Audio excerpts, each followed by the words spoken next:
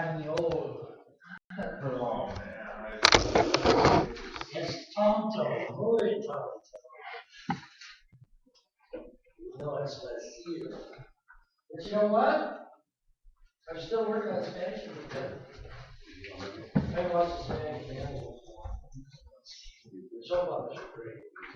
Yeah, the acting is amazing, isn't it?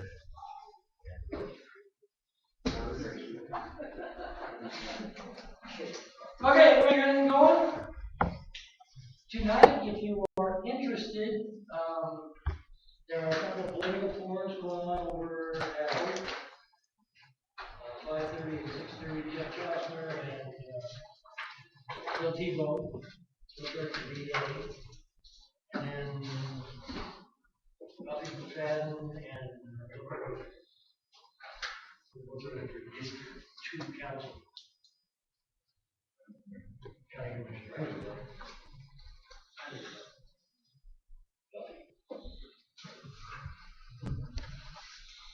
From now on, rather than taking the time, I'm just going to pass this around. I want you to just initial it in the box next to your name. I don't know, a whole bunch of boxes next to your name.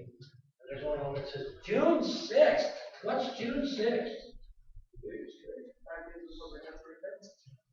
What's June 6th? Financial aid. D-Day. D-Day. D-Day, 1944.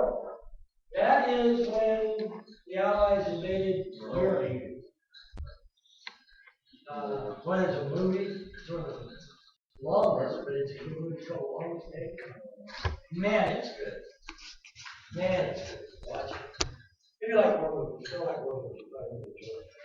Well, that's when the beginning of Saving Private Ryan starts. Yeah. Yeah, well. Regardless of what you may think, I wasn't there. I don't know, I tell you about it. It was this class last semester. I tell you about that. And one of my guys, she said right there, and she said, Mr. Seaman, are you a veteran? And I said, yeah, I am. And she said, did you fight for the Union or for the Confederacy? And I pull out the symbols and I said, see right here, it's my friend says, I don't want to the jokes. See? God, think about it. It was really funny. Municipal band starts Sunday.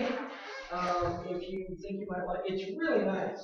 It's over in the amphitheater. It's free. It starts at 7 o'clock. Yeah, there's a bunch of music. And I think it's a great way to end the weekend. So just thought I'd throw that out. We're past the census date, so you should have all your classes solid. And it's not too late to start thinking about fall. Anything else?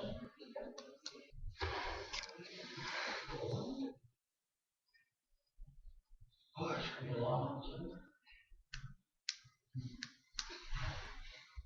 Okay, we were kind of building a foundation. Learning how to pronounce it. Soma with a long. Yeah, Soma. I got home and I get so when I ask her to make sure Soma, I can drive it to 1984. No, I wasn't. It was Soma. It's still thicker. About a handful. The same was a brand was better than the hand. Never read Right in the World? No. Oh, you got it. It's great stuff. Yeah. It's dystopia. I'll look into it. Yeah, you want dystopia, you want utopia. Dystopia is the opposite of something. Yeah, Right in the World. The two classics that we were taking in high school were Right in the World in 1984. We read 1984. Boy, oh boy, isn't that a big opener? Oh, geez, that's what slice my brain. And one of the guys in one of my other classes yesterday about, can I read this? It's a day in the life of Byron Wonder. Have you ever read that? you managed to read that and not slash your wrist. It's about a guy in one of the Russian gulags. There's some great stuff out there. How do you guys like to read? For those of you who don't, learn how to read. I mean, I love to read. I don't know anything I'd rather do. My problem is that, I could read a book, it's late, and then you get up in the morning, and you one more chapter. Oh, one more. Also, I go to 2 o'clock. I gotta be up at 5:30. And I think you know, on D2L I posted a thing called a reading list. It's not related to this class or anything. Some semesters ago, I had some students come to me and say, you're always talking about books, could you give us a reading? And I started out with like 12 pages. And it was hard to keep it down to 12. And I thought, well, let's just cut this down to the rest of this. It's only about 2 pages. Still a column. I guarantee you there's something on there that's going to really catch. Some of them are really short, some are poetry. You like poetry?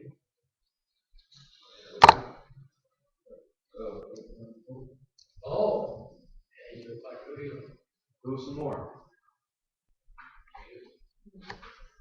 Yours? That's cool. That's all right. Who else?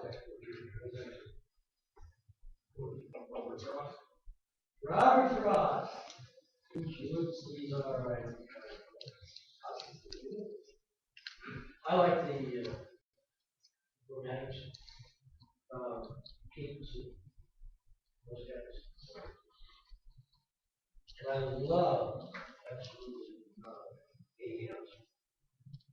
But he didn't write very much. And my main literature guru, nice guy, by the name of John, she just does, she's always writing me about, I haven't taken class for 10 years, but she's always writing me about so every year, I find a little ball of baby house and I send it to her for Christmas. She sends me a John Donne. And I've got this stack of John Donne. I don't dare open them. Anyway, reading is a good thing. And I will tell you something else I've discovered. If you are a reader, it's almost a guarantee that you will be successful. It really is. Anyway, all right, on with the topic. Let's go way back. All the way back as far as we know. Okay. We've already gone through all of the, we don't have any more. We're talking strictly about Homo sapiens. No societies, no cities, no roads, no streets, no highways, no lights, no nothing. It's all about finding nuts and berries and eating.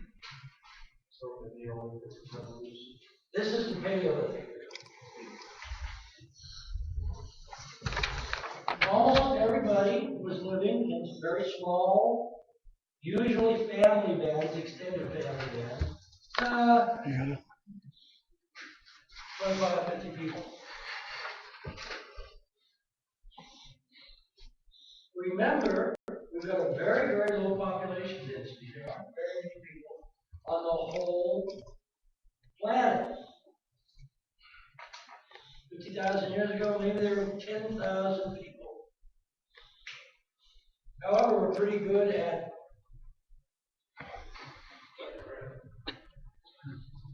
so about 20,000 years, somewhere around 30,000 years ago, we probably had 500,000 people.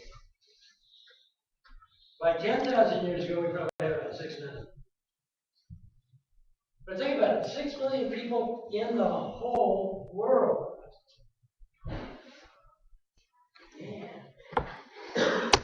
Talk about room to breathe. That's what we do on Saturday night.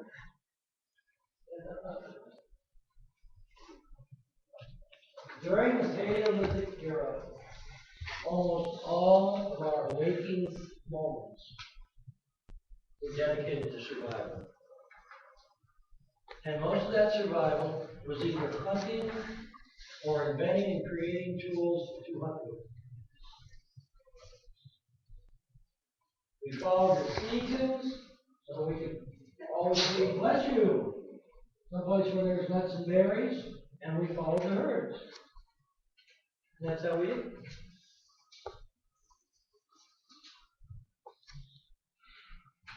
So that means we're very seasonally mobile, we're very nomadic, we don't settle down very well.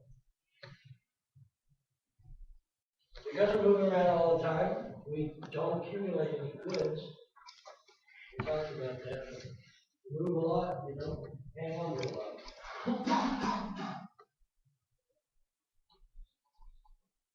I moved up here with a truckload, with a pickup truck. I got 2 sheds. No, it's not something.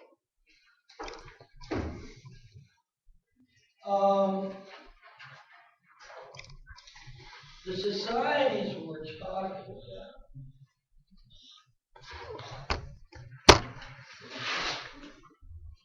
and we find this to be true even in modern day hunter-gatherer groups. There are a few left. Certainly the tribes that were here before the Europeans decided to invade.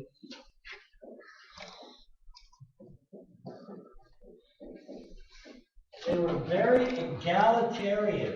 What does that mean? Egalitarian.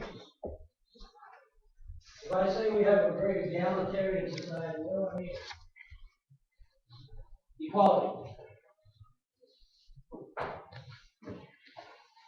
These roving bands, these tribes definitely had leaders, but they were usually chosen by the majority.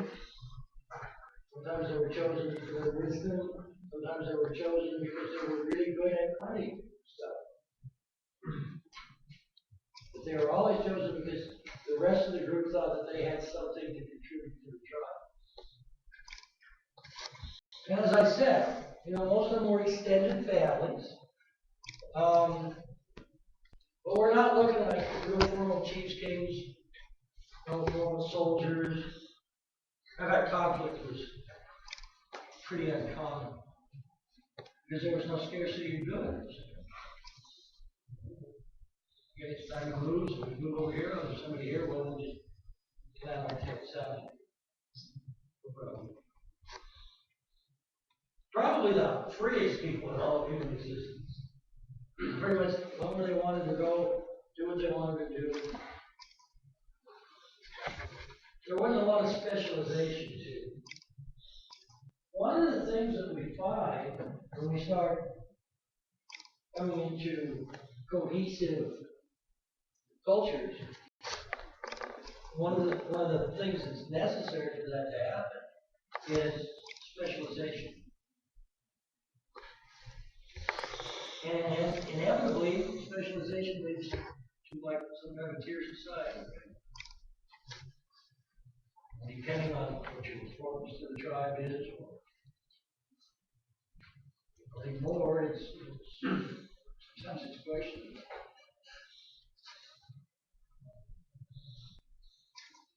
A lot of it is what's funny. Yeah. That's a matter of specialization. You guys going for an MBA? We're going to have everybody Physician assistant. Hmm? I'm going for physician assistant. No. MBAs, they're the business guys, right? They're the guys that are robbing the rest of us. Physicians assistant. What made you decide to go that? What? You're in the right business.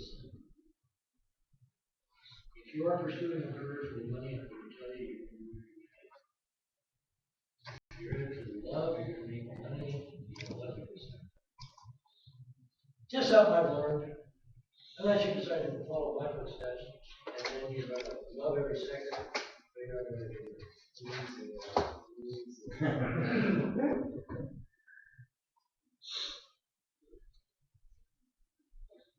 The one place where we find a division of labor is between the genders, males and females. And we talked a lot about this.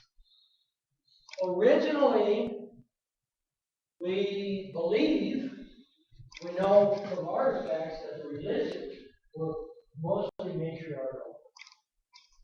But we're pretty sure that the societies were matriarchal too. The idea that women had the power of life because they could give birth.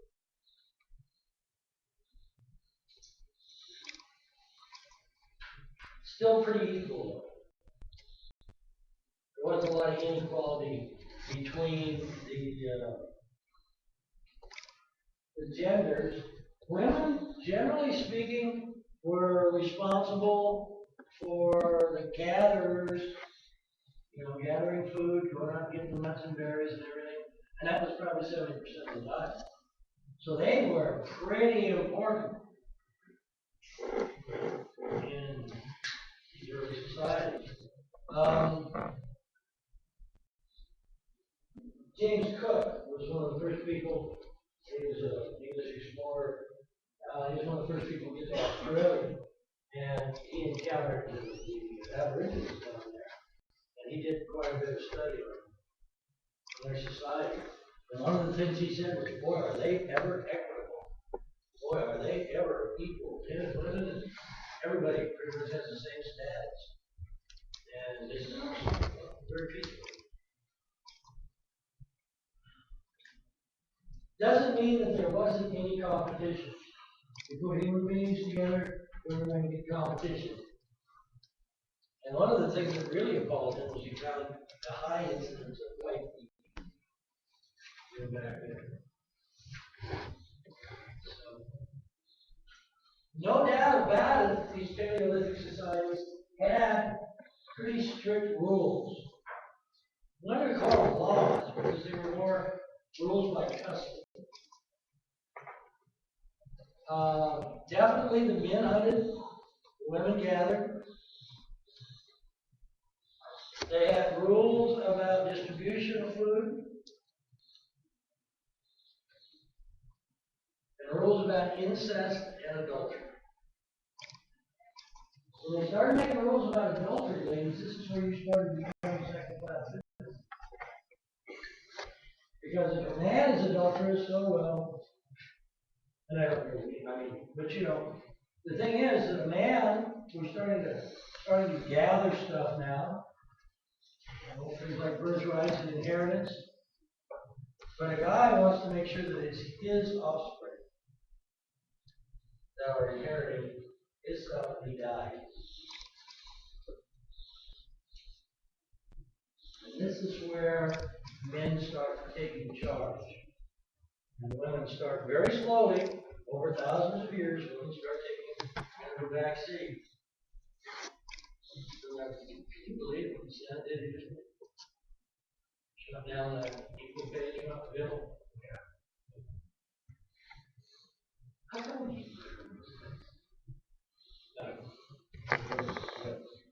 Yo. I just have a question about, during this Neolithic period, we're saying that there's maybe roughly 10,000 people on the planet. Well, by 10,000 years ago, there was probably 6 million. Okay, so this still falls in that same era? Yeah, but think about it, 6 million people? My gosh, there's probably 6 million people in the Denver metro area now. Yeah. Well, and the thing that kind of got my mind thinking was the fact that, they kind of had these rules of adultery and no incest, but how does 10 million people, Oh, no, these are all still really small, separate dams. They're not all put together. Right. I'm just saying, somewhere along the line, though, you would think that, for 10,000 people that turn into 6 million people.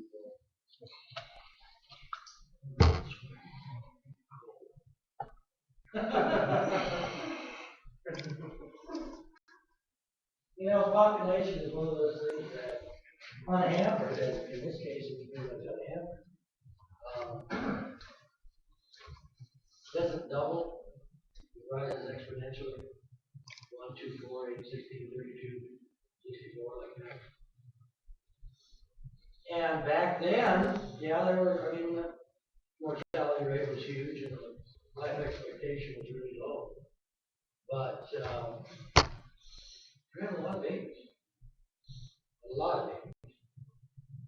And of course, when they shift from the Paleolithic to the Neolithic era, they settle down, they don't have these kids to drag around with them. They have a population really, excuse me. And again, guys, this is speculation. We're not sure, but we're making educated guesses, and some of them are pretty good. We're pretty sure about some of this. They have rules about incest. You got rules about incest. Why do I have rules about incest? It's just not right, yeah. Well, it's just not right for a basic reason. One of those natural laws. Birth defects. Birth defects. Yeah. There was rules against incest, but it's been proven that in medieval times that British royalty and all that they actually inbred to keep it in the bloodline.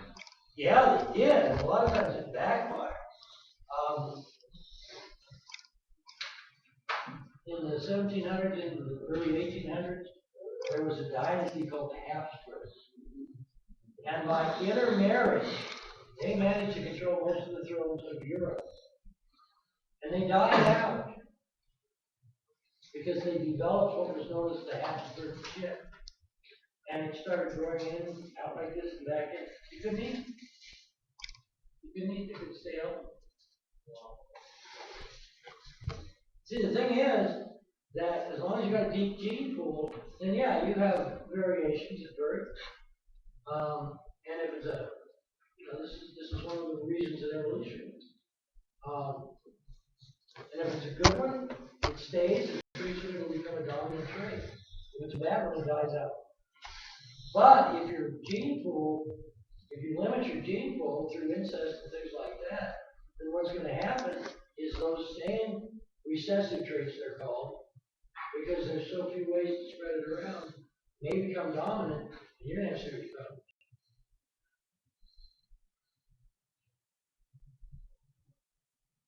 So when there was So only much for biology class, huh? So when there was only 10,000 people in the world, way back before this, Olympic era, it's probably they were having a lot of children, but people were dying so fast that the chance of incest was probably very minimal to none. Yeah, and these bands were 40, 50 people. And most of them were probably well within the range of reproduction. Because like I said, there were a lot of old people around. Life expectancy, I don't know, yes. I'd say a 30-year-old person is pretty old. Yeah.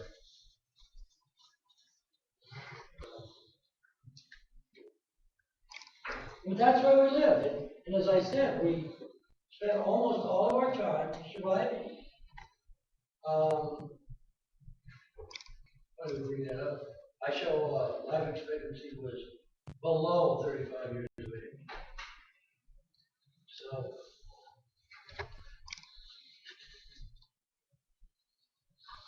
we used to think of them as kind of impoverished, primitive, backward. We know now that they developed a pretty complex social structure. And they did that probably through trial and error. Well, this works, this doesn't. We'll try this, or okay, we'll throw that one out.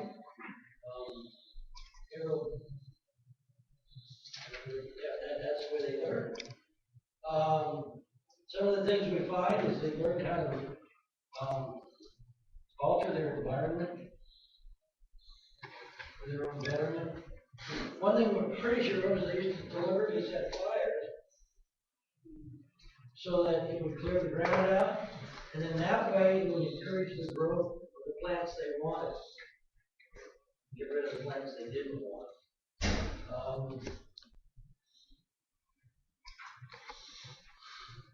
Spiritually, this is all interpretation. We're not really sure. We talked at fairly great length about original religion. We think that's the way it works. But there are no written sources. And the only thing we've got to go on is their art, and quite frequently, we misinterpret their art. And there's that little short, fat, voluptuous statue. Is that the Earth Mother God? Or is that my fat mother-in-law? We don't know.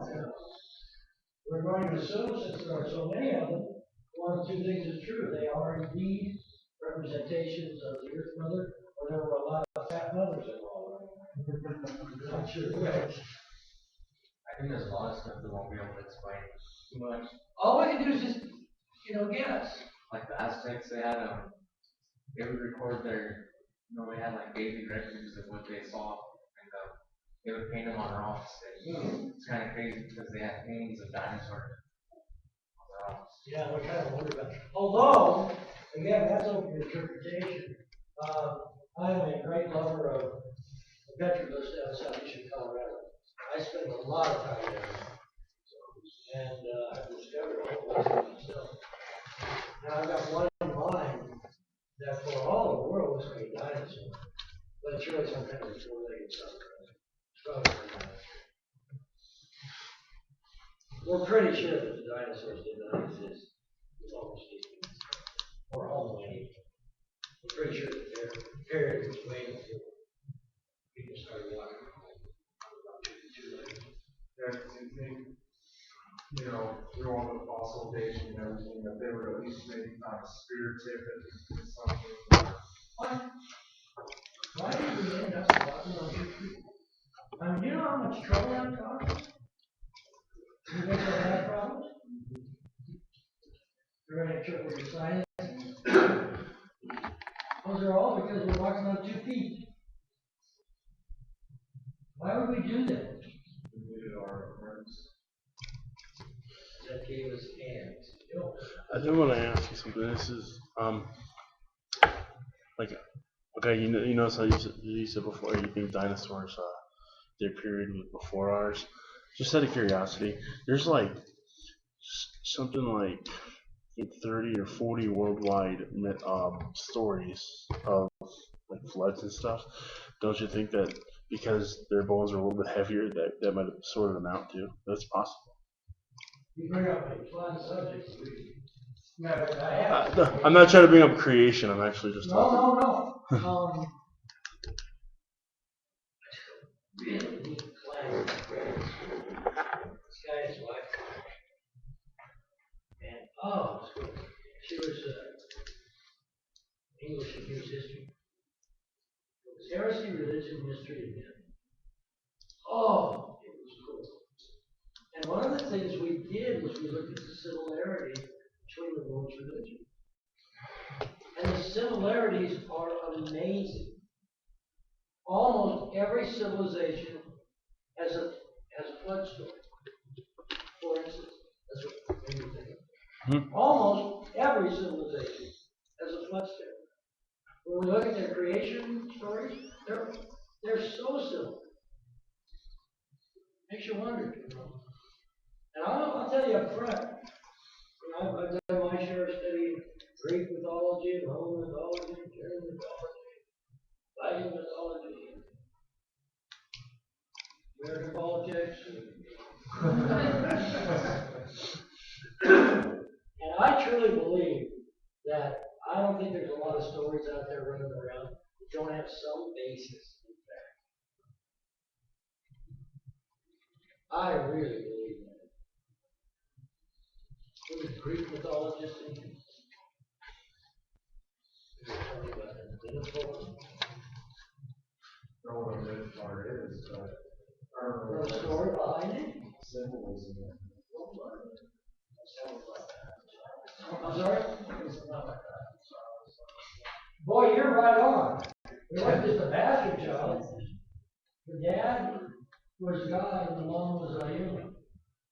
Yeah, one of the gods came down and had a little affair. Drinking gods are always doing that. Zeus was always here. He was always in the doghouse because he was always coming down messing with the human. His wife Hera was always.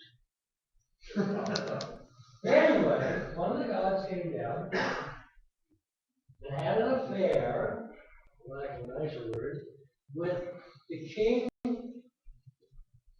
the king's daughter. His name was Minos. And she had a child. And he wasn't the best looking guy in town. He had the body of a man, but he had the head of a wolf. And he had an insatiable appetite for teenagers. He liked to eat teenagers. And Miles, he's sitting there going, what do I do? I can't kill him. He's half God. So he orders this very, very elaborate labyrinth. Maze that you can't get out of. And he puts the Minotaur down there so the Minotaur can't find his way out. And then he chucks a teenager in once in a while to keep him happy. That way he doesn't have to kill the Minotaur and everything else. Now that's a pretty outrageous story. And you can believe it if you want. I don't care. But about 15 years ago, they found the labyrinth. They found that labyrinth.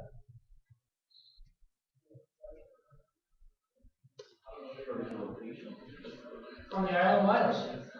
It's right there. Another example of that I will give you. Of course, we're trying to jump ahead because we won't talk about whole civilization. But up until about 50 years ago, there are two wonderful works that I really recommend everybody read. Great fun. I don't think there's ever been a good movie made about it. But that's the Iliad and the Odyssey, two Homer films. And they are about the Trojan War. And we thought for thousands of years that it was all myth. And right now we're in the process of excavating Troy. Somebody discovered it and went, whoa, maybe it really was true. What do you know? So anyway, a lot of that stuff, I think, usually has some basis in reality. That's my take. Not always. Campaign process and things like that.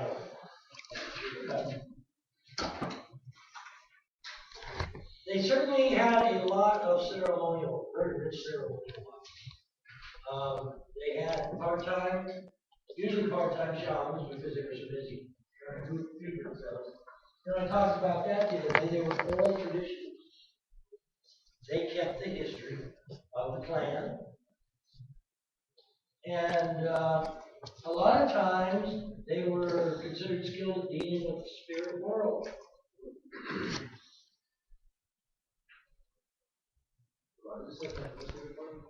Kept the history of the clan. It was oral history. You know how to write. So these guys would memorize it. Memorize so much of this stuff in poetry because it's easier to recall.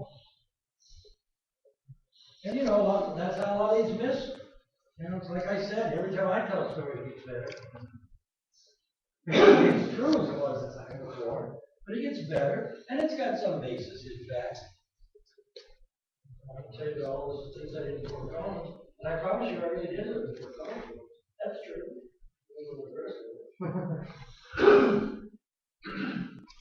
It appears as though while some of these societies were monotheistic, or believed in one God, some of them saw several layers of hierarchy of gods. And when we get into Greek mythology, when we get into Greece, we will look at Greek mythology, because you really got to look at that if you're understanding Greek society. But they were very, Zeus was the head of it, being an area, and his Then he gets blown out of his head. It's kind of weird, but it's kind of funny. A lot of these people we think have a real personal relationship with their spirit world. Others, it was mainly an impersonal force. They had no control over it, so on and so forth. And as I said, one of the things we're pretty sure of, and we call them Venus figures, these female figures that we think are representative of the gods. The head goddess goes by a couple of different names, but we find her repeated. Ishtar. Ishtar. Do it. You hear what she said? Ishtar. That's right. Ishtar. Actually, let's say that.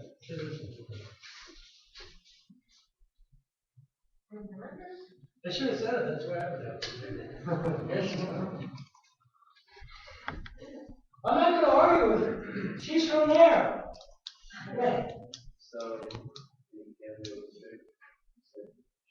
Clans have shamans in which they kept the history. Well, shamans were people.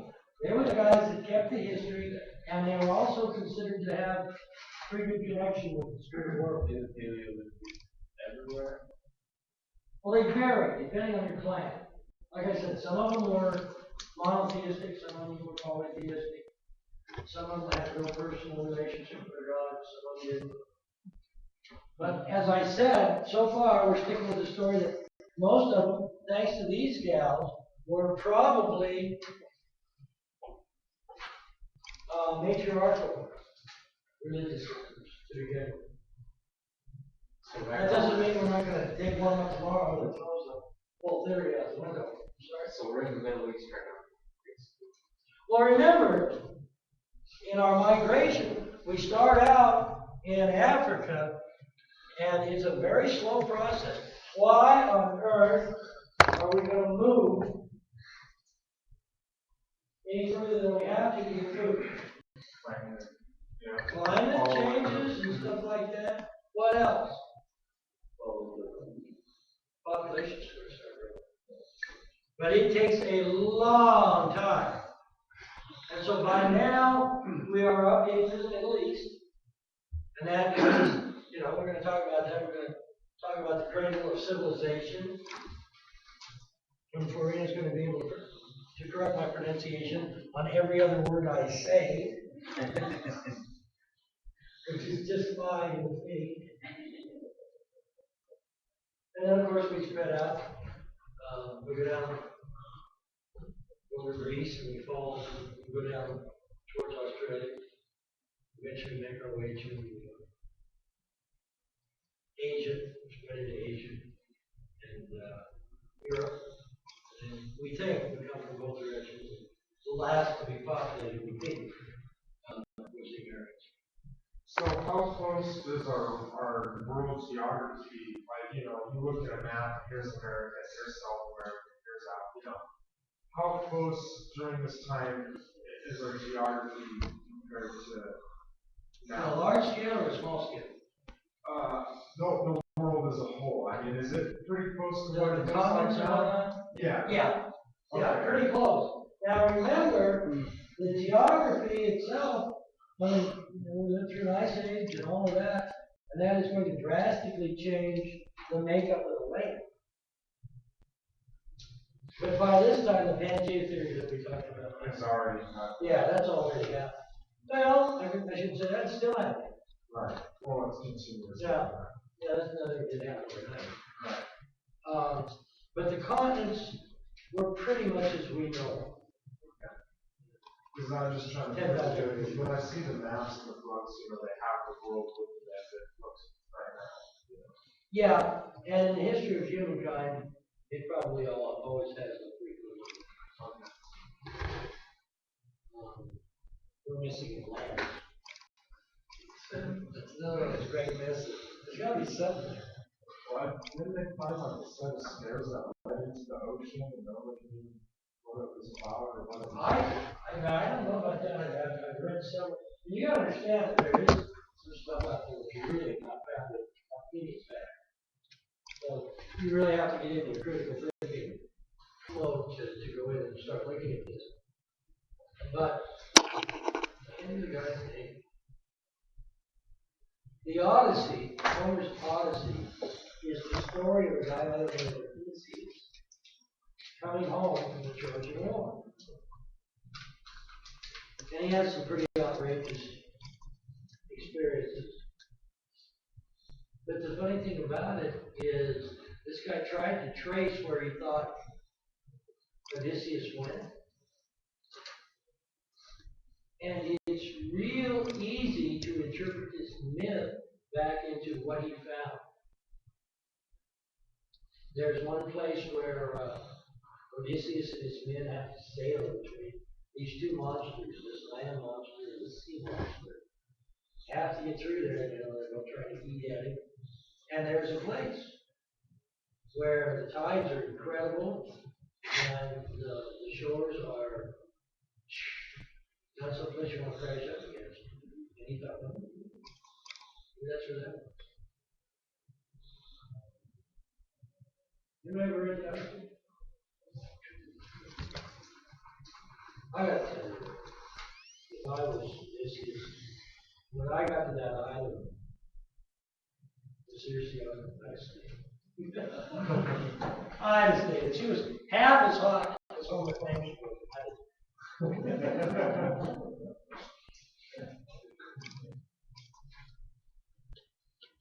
How are we doing? Questions?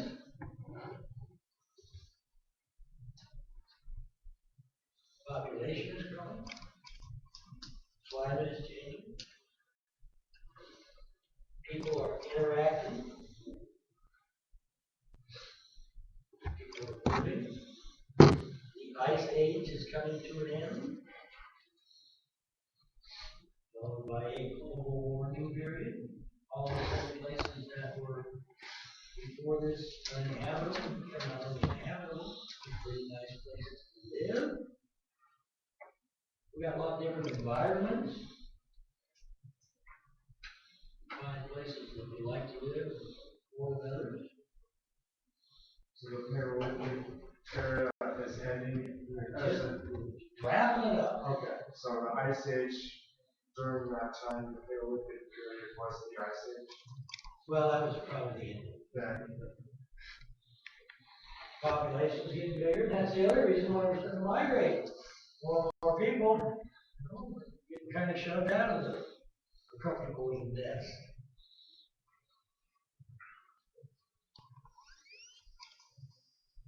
We figure people started settling down somewhere around, started around 12,000 years ago and finished up somewhere around 4,000 years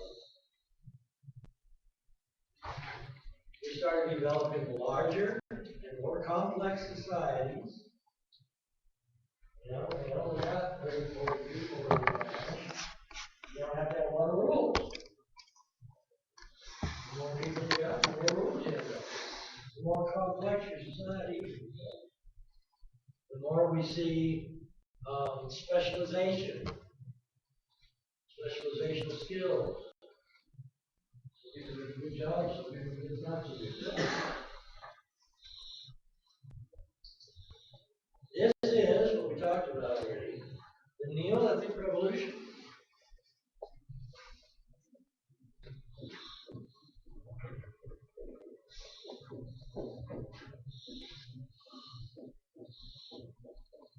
You might also hear it referred to as the Agricultural Revolution.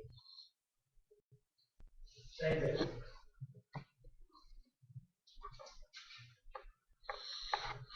This is absolutely one of the major turning points in human history. Everything changed. And we start seeing the rise of some of the major cultures, and eventually some of the major civilizations in the early history of mankind. In Japan, we see the rise of a group called the Jomon civilization. We see the same thing in Scandinavia, Southeast Asia, North America, the Middle East.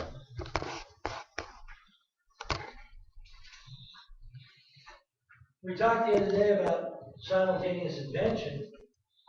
One of the things that does seem to have popped up simultaneously was the invention of bow and arrow. And the reason that we think it was simultaneous is because it looked like all of a sudden, it didn't take a couple thousand years. Everybody had bow and arrow, but they were all different. The argument that we went through with the Clovis point the other day was that not only was the technology the same, but it looked the same. The Clovis point looks almost identical to the points that we tried. So that means maybe one person made it that was passed to another clan, that was passed to another clan. If they're really similar.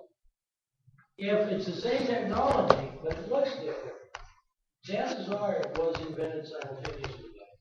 Two different things. Yeah, it's kind of like an apple and a sausage. Both the same technology, both completely different. Yeah.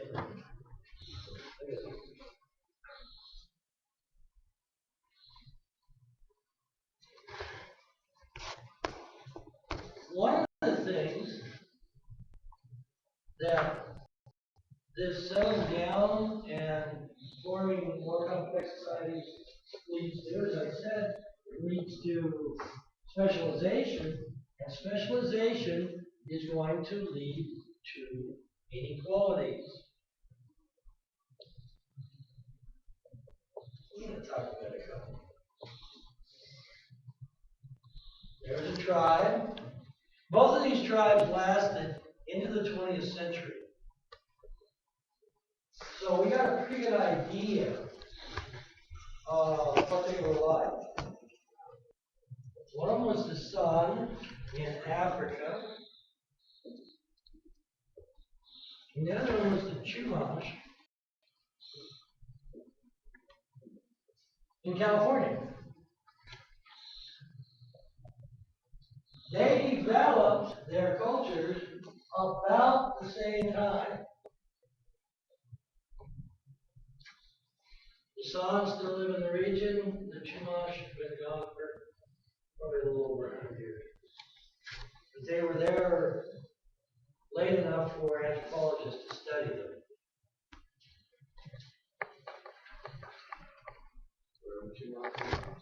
California. And the song, where were they from? Africa. For both of them, hunter-gathering was the way of life. Both of them showed remarkable hard work, especially walk hard.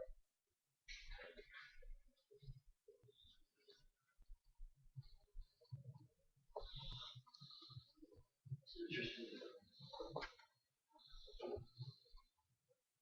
They both ended up with a lot of tools. As many as 28 different kinds of tools as you can count, including carrying bags, knives, spears, bows and arrows, probably poison arrows, ropes, nets. They definitely started dividing jobs first between men and women. And then later on, the basic band was about 30 people. And these guys were really, really similar. Not a lot of formal leaders or anything like that. They did have some pretty complex social relationships.